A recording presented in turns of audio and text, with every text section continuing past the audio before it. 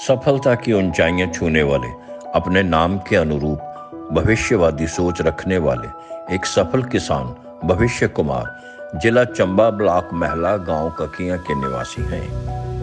State agriculture management extension and training institute द्वारा जो विभिन्न किसान जिन्होंने सफलता को चूमा है, उनकी जो सफलता की कहानी है उनको सूचीबद्ध करता है। तो प्रस्तुत जो कहानी है ये हमारे एक चंबा के किसान हैं भविष्य कुमार, जो कि गांव करियां विकासखंड महला के निवासी हैं। इस कहानी में आप देखेंगे कि इस किसान ने कई जगह काम करने के बाद फिर अपने घर आकर कृषि को रोजगार के रूप में अपनाया और कृषि विभाग द्वारा चलाई जा रही विभिन्न योजनाओं का लाभ उठाया, जिसमें कि इन्होंने गोबर गैस प्लांट का निर्माण किया, इसके साथ टैंक इरिगेशन स्कीम का निर्माण किया, एक इन्होंने पॉली हाउस लगाया, इसके साथ ही इन्होंने कंपोजिट फेंसिंग जो है वो अपने खेतों की बाड़बंदी की, ताकि जो आवारा पशुओं का और बंदरों आदि से नुकसान होता था उसको बचाया जा सके,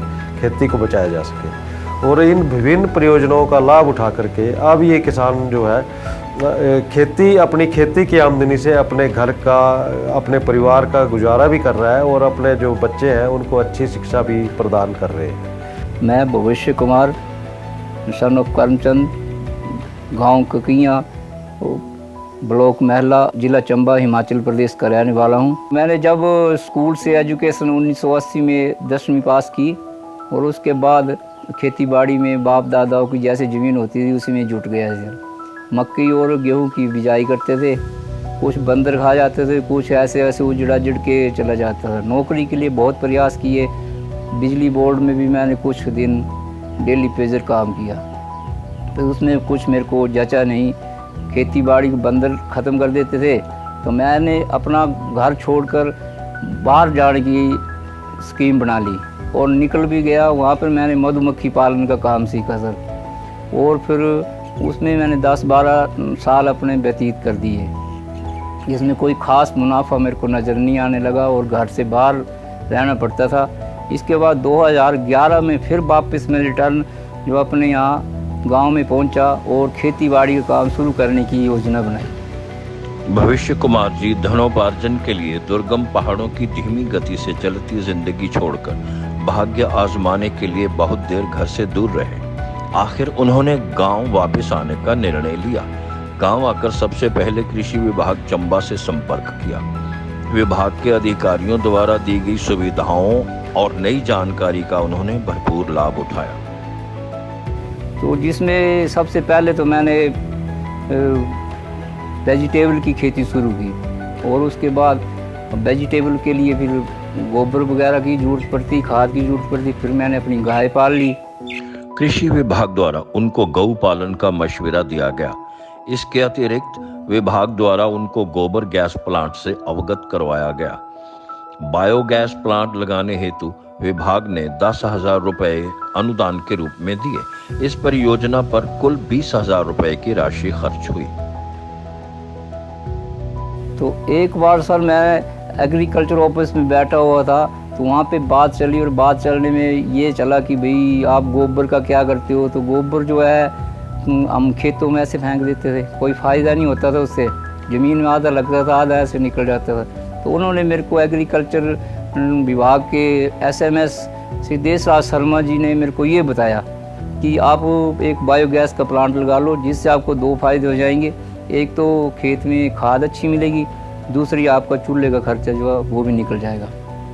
इससे आग भी जलेगी आपकी और कोई ख़तरा भी नहीं है, और हो सके तो आप 1-2 बल्ब भी इससे साथ जला सकते हैं। तो फिर मैंने हामी भर दी और फॉर्म भर दिया, जो उसमें उन्होंने मेरी बहुत सहायता की, जिसमें मुझे सारा टोटल जो मेरा खर्चा है 20-25 हज़ार रुपया है, जिसमें 10,000 रुपये एग्रीकल्चर विभाग ने मुझे दे दिया अनुदान के रूप में, और बाकी का मैंने अपना लगा के बायोगैस चला ली। इससे मुझे ये 2 फ़ायदे हुए। एक तो मुझे खाद अच्छी मिलने लगी और दूसरी मेरा चूल्हा जो था वो 12 महीने चलने लगा। मेरे को 1-2 गैस सिलेंडर साल के खरीदने पड़ते हैं सिर्फ। किसान भाइयों, अब मैं आपको भविष्य कुमार जी का जो बायोगैस का प्लांट लगा हुआ है वो आपको दिखाना चाहूँगा। ये इन्होंने बायोगैस का प्लांट लगवाया हुआ है। विभाग ने इसमें आर्थिक सहायता दी। विभाग जो है 50% या 10,000 रुपये जो है इसमें सब्सिडी देता है बायोगैस बनाने में। लगभग जो कुल लागत है इसको बनाने की 20,000 रुपये आती है, तो 10,000 रुपये विभाग की तरफ से सब्सिडी मिलती है। ये बहुत ही उपयोगी चीज़ है और ख़ासकर आज के दौर में आप देखिए जहाँ गैस का सिलेंडर 1100 रुपये हो रहा है, अगर आपके घर में बायोगैस ने आपने लगाई होगी, अगर आपने जानवर पाले हैं, तो मेरा आपसे यही निवेदन है कि आप योजना का लाभ ज़रूर उठाएं और अपने घर में बायोगैस का यूनिट लगा के गैस की बचत करें।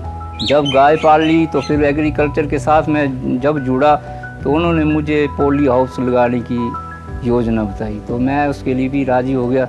लेकिन पानी की बहुत दिक्कत थी, मेरे पास पानी नहीं था, तो पानी के लिए मैंने जो है बहुत प्रयास किए। तो एग्रीकल्चर की सहायता से मैंने जो है पानी का एक 2-3 किलोमीटर से रबड़ की पाइप में पानी ला के और एक टैंक बना लिया और खेतीबाड़ी का काम मेरा शुरू हो गया। जिसमें मैंने एग्रीकल्चर की तरफ से मक्की गेहूँ भी तो बीजता ही हूँ, उसके अलावा वेजिटेबल की खेती कर रहा हूँ, जिसमें मुझे प्रॉफिट भी हो रहा है, अपना घर बाल बच्चों का खर्चा भी निकालता रहा। समय समय पर विभाग द्वारा दी गई जानकारी का अनुसरण करते हुए भविष्य कुमार जी ने सब्जियों की खेती करने का निर्णय लिया। उन्होंने अपने खेतों में टमाटर, भिंडी, खीरा आदि नकदी खेती करके लाभ उठाया। किसान भाइयों, जैसा आप देख रहे हैं कि इन्होंने अपने खेत में खीरा लगा रखा हुआ है।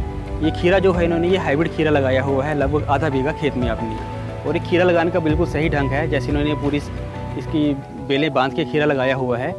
ये एक सीज़न में 3 महीने की फसल में यही आपका ये खीरा है। आधे बीघे में लगभग इनका 20 क्विंटल खीरा का निकल जाएगा और 20 रुपये किलो के हिसाब से मार्केट में एवरेज बिकता है ये। तो मैं 3 महीने में लगभग खीरे से ही 20,000 रुपये अपना ये कमा लेंगे ये। किसान भाइयों, अब हम भविष्य कुमार जी के एक भिंडी के खेत में हैं।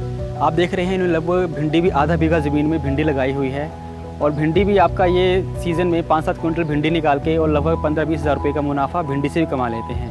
एक खास बात मैं आपको यहाँ बताना चाहूँगा कि जैसे आप देख रहे होंगे इन्हें छोटे छोटे प्लॉट लगा रखे हैं बहुत सारी चीज़ों के। यहाँ भिंडी है, खीरा है, पीछे आपने देखा हल्दी लगा रखी थी। तो इसका फ़ायदा ये है कि आप 2-3 महीने 4 महीने की फसल में आप थोड़ा थोड़ा इंटरवल के बाद लगातार कमाई कर सकते हो। तो मेरा आपसे निवेदन है कि आप कनक और दूसरी जो हमारे मतलब दाने वाली फसलें हैं, कनक, धान या मक्की के बजाय आप ज़्यादा कैश क्रॉप्स लगाइए, उससे आप अपनी अच्छी आमदनी कमा सकते हैं। किसान भाइयों, अब मैं आपको दिखाऊंगा भविष्य कुमार जी का जो इन्होंने टमाटर लगा के रखा हुआ है। आप देख सकते हैं कि इन्होंने कितने अच्छे तरीके से टमाटर लगाया हुआ है। पूरे बेले इन्होंने अच्छे से बांध के ऊपर खड़ी करी हुई है, और आप देखेंगे कि इतना शानदार टमाटर इसमें इस वक्त लगा हुआ है। लगभग टमाटर इन्होंने 1-1.5 बीघा में टमाटर लगाए इन्होंने, 1.5 बीघा में। तो टमाटर से यहाँ आपको पता है कि बहुत ही अच्छी फसल निकलती है टमाटर की। और टमाटर का आप देखिए कितना अच्छा यहाँ पे साइज़ आ रहा है, और आजकल मार्केट में इस टमाटर आपको बहुत अच्छी कीमत में मिलता है। तो इसी टमाटर से लगभग साल का ये अपने सीज़न में 50-60 हज़ार रुपये आराम से निकाल लेते हैं।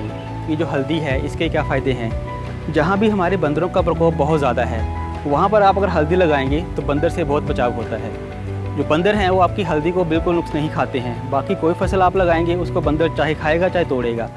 जहाँ भी बंदरों का प्रकोप है वहाँ आप हल्दी लगाइए। खेत के किनारे पे आप हल्दी लगाएंगे 2 लाइनें, तो आपके बंदर से बहुत बचाव होगा। और ये जो बीच में भाई साहब आप देख रहे हैं गेंदा लगाया हुआ है, ये गेंदा भी जो है आपका बंदर को भगाने के काम आता है। बंदर जो है गेंदे के नज़दीक नहीं आता है। और दूसरा गेंदे का फ़ायदा ये भी है कि जहाँ जहाँ आप टमाटर लगाते हैं वहाँ हम समस्या आती है नीमाटोड की। तो नीमाटोड से बचाव के लिए भी एक जो गेंदा है ये बहुत उपयोगी है। अगर टमाटर के बीच में आप या साइड में खेत में आप इसका गेंदे का पौधे लगाएंगे 1 क्यारी 2 क्यारी, तो जो नीमाटोड टमाटर की जड़ में आता है वो नीमाटोड है आपका इसके ऊपर आ जाएगा, गेंदे के ऊपर। तो जितना भी आपका नीमाटोड है वो टमाटर को छोड़ के आपके गेंदे पर पहुंचेगा, और जो टमाटर की आपकी मुख्य फसल है वो नीमाटोड से बचाव हो जाता है। भविष्य कुमार जी बताते हैं कि उन्हें बंदरों और आवारा पशुओं की बहुत बड़ी समस्या का सामना करना पड़ रहा था। इस समस्या के समाधान के लिए वह कृषि विभाग पहुंचे। उसके बाद फिर मेरी फसल भी होने लगी, बेचने भी लगा, लेकिन बंदरों की बहुत ज़्यादा दिक्कत आने लगी। तो एक बार मैं फिर ऑफिसर साहिबान से मिला और उनके साथ अपनी समस्या बताई। तो उन्होंने मुझे जो है एक सोलर फेंसिंग के बारे में बताया कि इसमें यहाँ से होता है कि बंदर अंदर नहीं आ पाता है। तो मैंने उसके लिए भी हाँ कर दिया, और उसमें जो है मुझे 30% मैंने फार्म शेयर देना था और 70% सरकार जो है सब्सिडी देनी थी। तो मैंने उससे अपने पूरे खेत की बाड़बंदी जो है सोलर फेंसिंग द्वारा करवाई, जिसमें 4 फुट की नीचे जाली होती है और उसके ऊपर 3 तारों में करंट होता है। जो भी जानवर या कोई पशु ऊपर से तार के साथ टच होगा तो उसे झटका बजेगा और फिर वापस आने की हिम्मत नहीं करता है नज़दीक। लेकिन नीचे अगर घास वगैरह पड़ता है तो हम उसको काट कूट के, और जो बच्चे वगैरह चले नीचे जाली के साथ लगे तो उनको करंट नहीं लगता है, इसलिए मुझे वो बंदरों से भी निजात मिली। किसान भाइयों, जैसा कि आपको मालूम ही है कि आज की तारीख में सबसे ज़्यादा दिक्कत जो खेती में हमें सामने आ रही है वो है आवारा जानवरों की या जो हमारे बंदर हैं उनसे। तो इसी दिक्कत को देखते हुए जो हिमाचल सरकार ने मुख्यमंत्री खेत संरक्षण योजना नाम से एक योजना चालू की है, जिसमें किसानों के खेतों की बाड़बंदी की जाती है। जैसे यहाँ आप देख रहे हैं, ये एक हमारा बाड़बंदी का ही एक यहाँ पर प्रोजेक्ट लगा हुआ है।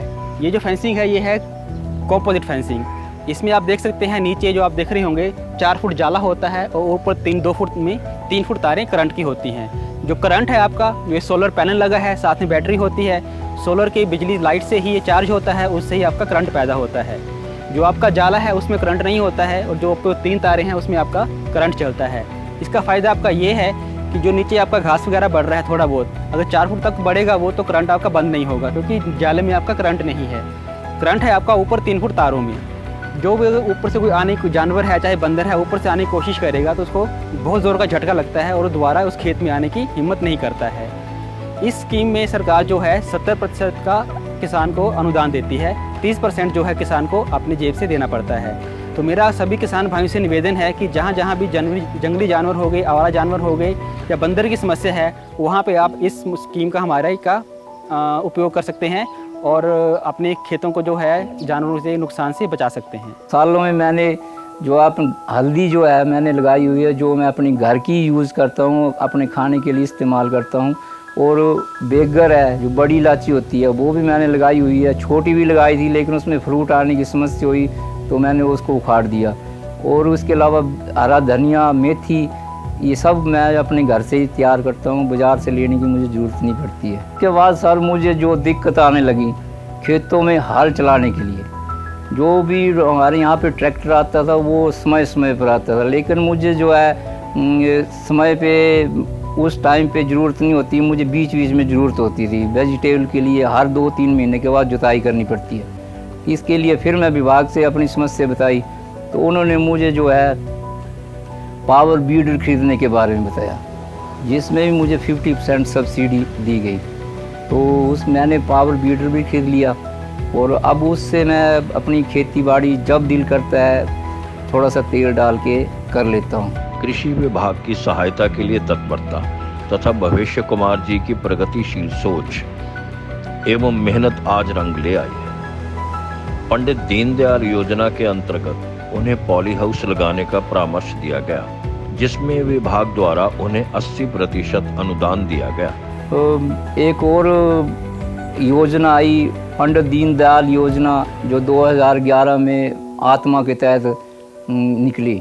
तो उसमें भी मुझे बुलाया गया और बताया गया कि एक आप पॉली हाउस लगाओ, जिससे ऐसे होगा कि भाई आपकी खेती जो है जो 10 किलो होती है वो 40 किलो 4 गुना ज़्यादा होगी।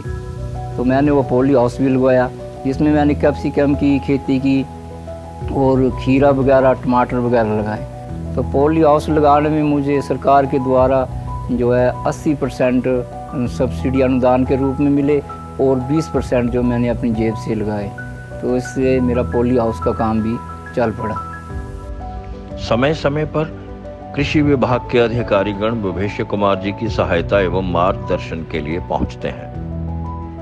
विभाग की तरफ से मुझे जो भी है अच्छी सहायता भी मिल रही है और जब भी मेरे को कोई प्रॉब्लम समस्या आती है तो वहाँ के लोग आते हैं, अधिकारीगण आते हैं और मुझे गाइड करते हैं। मैं उनके कहे के अनुसार चलता हूँ और मेरा काम जो है ठीक तरीके से चल रहा है। मैं अपने किसान भाइयों से ज़्यादातर युवा वर्ग के लिए ये मैसेज देना चाहता हूँ कि वो नौकरी के पीछे इतना ज़्यादा ना भागें, घर से बाहर ना जाएं, अपने घर में जो खेती बाड़ी है उसको ही डेवलप करें और उसमें अच्छी कमाई हो रही है। कोई ऐसी बात नहीं है कि नहीं हो रहा है, बहाना बना के करते हैं कि बंदर खा रहे हैं या कुछ कर रहे हैं। इसके लिए सरकार ने काफ़ी योजनाएं चलाई हुई है।